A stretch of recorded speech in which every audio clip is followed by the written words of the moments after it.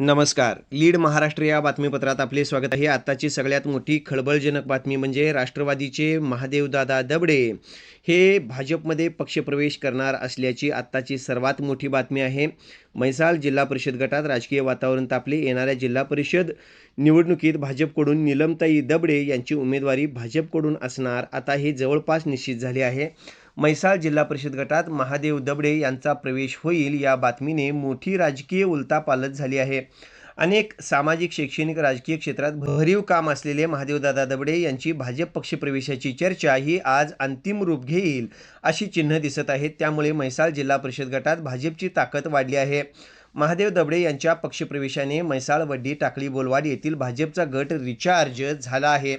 म्हैसाळ जिल्हा परिषद गट अनुसूचित जाती महिला या प्रवर्गातून उमेदवारी असून नीलमताई महादेव दबडे या येथील भाजपच्या उमेदवार असतील, आता हे जवळपास निश्चित झालं आहे.